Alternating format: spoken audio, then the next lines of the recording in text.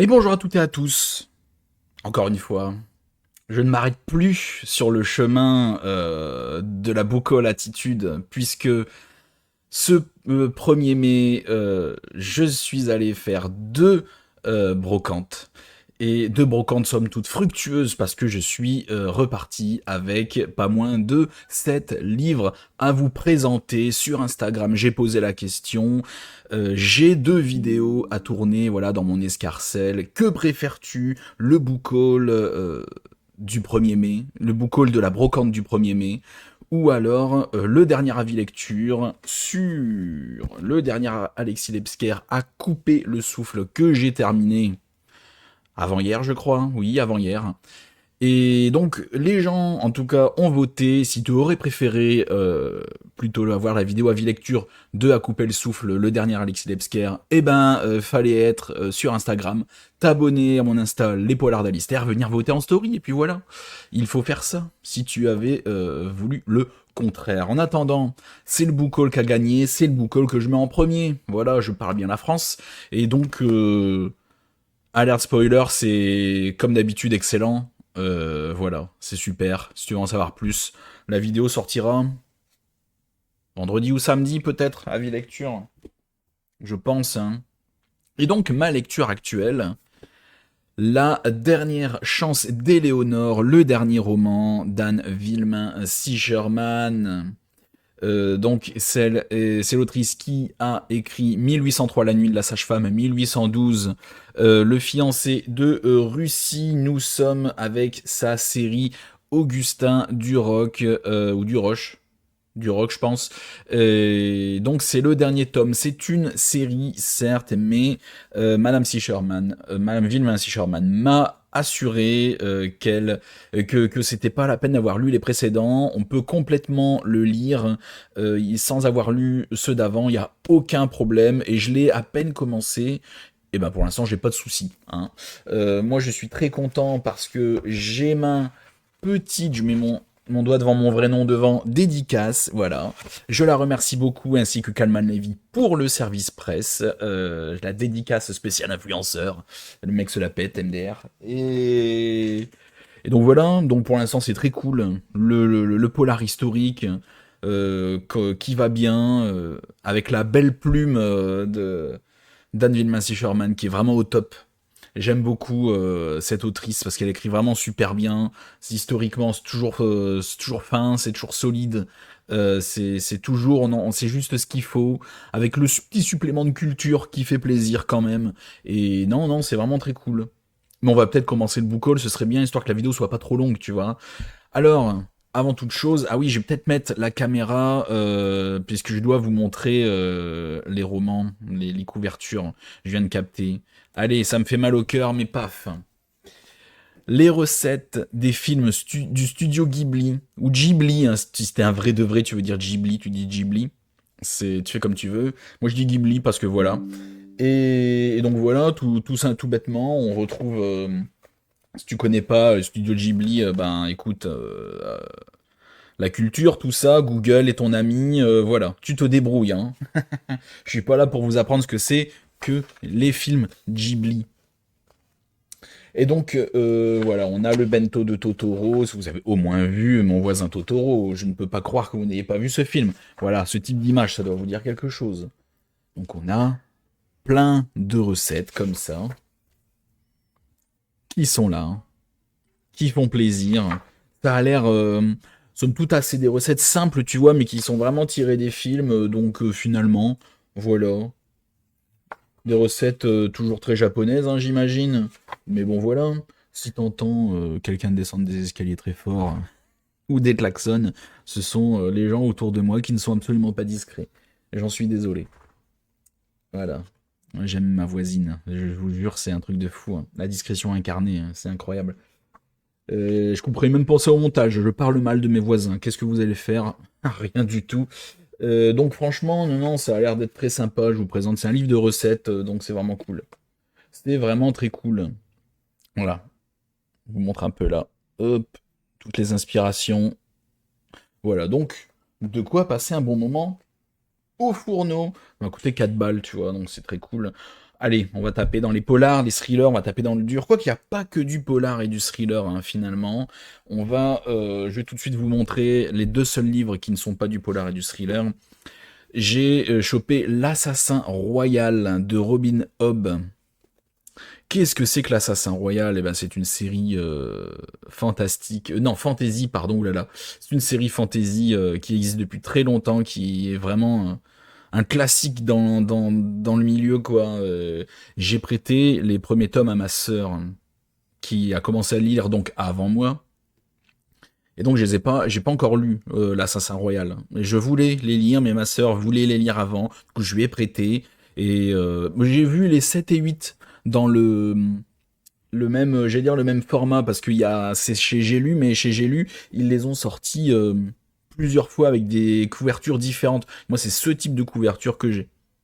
Un peu plus moderne, tu vois. C'est une version un peu plus ancien. Et c'est pas pareil, quoi. Je préfère celle-là. Je trouve ça un peu plus stylé. Donc là, c'est le tome 7 et 8. Et donc voilà, il me semble que j'ai les trois premiers. Ma sœur a acheté le quatrième. Donc je sais plus, je verrai bien honnêtement. L'Assassin Royal, si tu ne connais pas, c'est pas une romantaisie. Hein. Alors je vous le dis tout de suite, quand je parle de fantasy, je parle de vraie fantasy, pas de la fantasy avec, voilà, pas de la romance avec des bouts de fantasy. Non, c'est de la fantasy. Et s'il y a des romances, bon ben voilà, c'est pas le principal de l'histoire, c'est de la vraie fantasy. Pur beurre, tu vois. Je parle mal, mais bon, faut pas s'offusquer. Hein. Je ne rigole qu'à moitié. Et donc voilà, j'achète le tome 7 et 8, il faudrait peut-être que je commence à lire les premiers. Ça serait bien. Ensuite, j'ai vu enfin un Jean-Christophe Granger que je n'ai pas, c'est L'Empire des loups. Là par contre, je vais peut-être vous lire la quatrième de couve. Tout avait commencé avec la peur, tout finirait avec elle. Voilà, en fait, on n'en sait pas plus. On ne vous aurait rien dit sur l'Empire des loups si on ne vous aurait pas prévenu des incroyables embardées que recèle ce livre toujours surprenant, le journal du dimanche. Bon, apparemment, c'est très bien. C'est un empire, il y a des loups. On n'en saura pas plus, hein. Je vous jure, hein. Donc moi, dans les Jean-Christophe Granger, voilà, c'est le mec qui a écrit Les Rivières pourpres. Vous ne connaissez pas Les Rivières pourpres, vous pouvez parfaitement commencer. Je sais que c'est un sacrilège de dire ça, mais par le film avec Jean Reno, le film que moi j'ai bien aimé, en tout cas, que je trouve très bien. Après, ça fait 20 ans que je l'ai pas revu. Le film est vraiment vieux, donc enfin vraiment vieux. Les vieux, ne vous offusquez pas. Un film qui a 20 ans, c'est un film vieux. Voilà, ne commencez pas à vous énerver. Je vais me prendre baffe sur baffe. Et non, mais c'est un film, moi, il est sorti, j'étais ado, pré-ado. Donc ça commence à faire, tu vois. Et j'avais adoré le film. Et j'ai le livre que je n'ai pas encore lu. Il y a énormément de choses que je n'ai pas encore lues. Mais voilà, donc j'essaie de récolter les Jean-Christophe Granger. Ça commence à faire, je commence à en avoir quelques-uns. Et donc voilà, j'ai un Anne Perry, le mystère de Calendar Square. Cette enquête semblait élémentaire. Quelle femme de chambre indélicate du très chic Calendar Square a enterré ses nourrissons adultérins dans le parc? Mais la vérité est loin d'être aussi simple et le gentleman inspecteur Thomas Pitt n'est pas au bout de ses surprises dans cette haute société victorienne où les faux semblants sont rois. Donc du polar historique un peu à la voilà avec un inspecteur à l'époque, tout ça. Ça fait très Sherlock Holmes, Hercule Poirot. Un petit cosy mystery qui va bien, c'est le genre de couverture que j'aime bien aussi. Donc c'est vachement bien si tu veux la lire toi-même, je te la mets là, hein, voilà.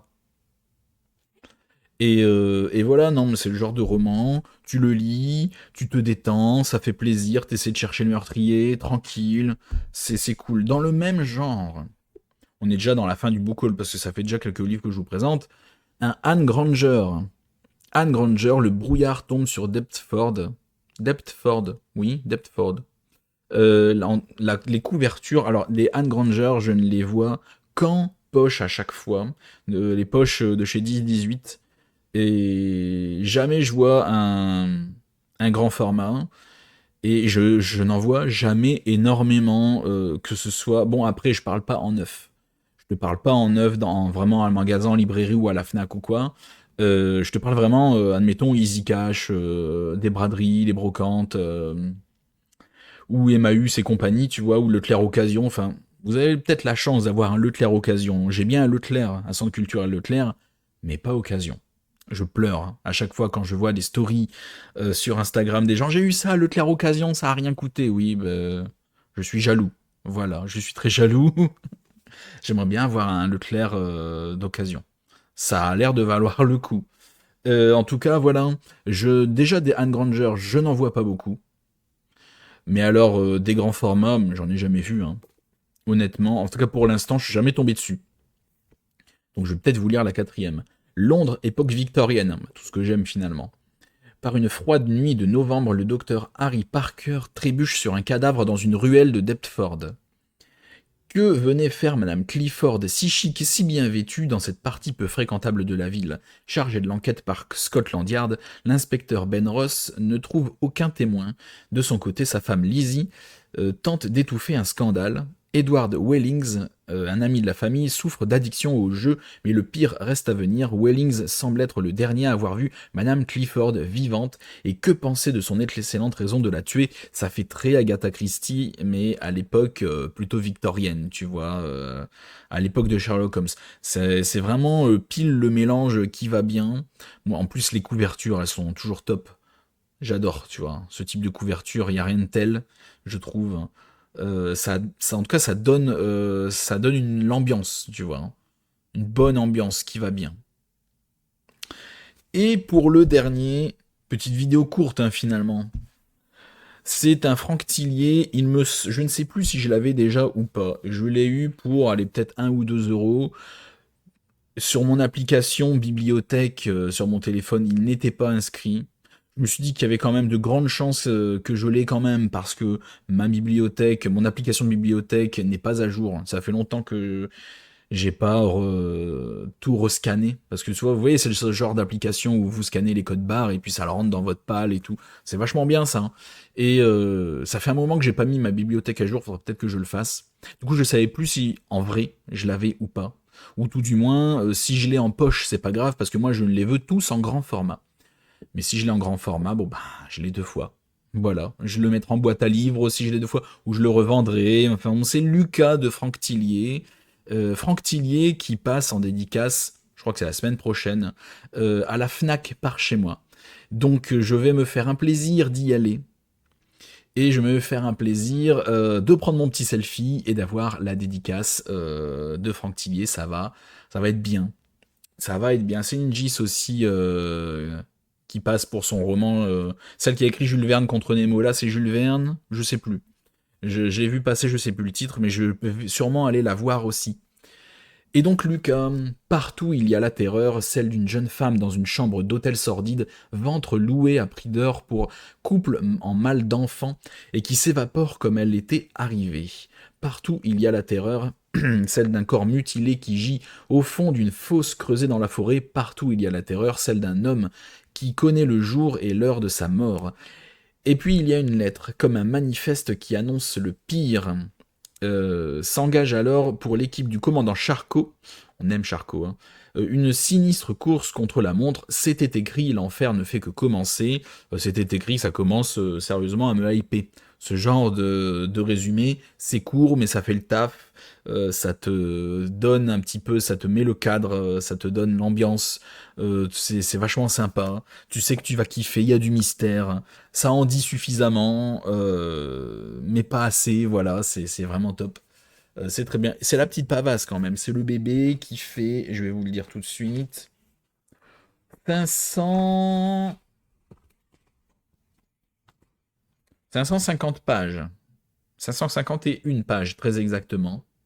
Donc faut se le farcir. Bon, il est un peu vieux, vous voyez, il est un peu jauni. Mais bon, les livres un peu jaunis comme ça, moi, ça me gêne pas. S'il était vraiment gondolé, s'il était vraiment en mauvais état, mais bon, il y a que ça qui va pas. Donc moi, perso, ça me gêne pas. Ben voilà, c'était ma petite sélection, mes petits achats de la brocante du 1er mai. Voilà, on est quand même pas trop mal. Merci à tous d'avoir regardé la vidéo jusqu'au bout. N'hésite pas à liker la vidéo, à la partager, t'abonner à la chaîne si ce n'est pas déjà fait. En attendant la prochaine vidéo, donc qui sera la vie lecture sur À couper le souffle, le dernier roman d'Alexis Lebsker que j'ai beaucoup aimé. Merci à tous et à la prochaine chez Alistair.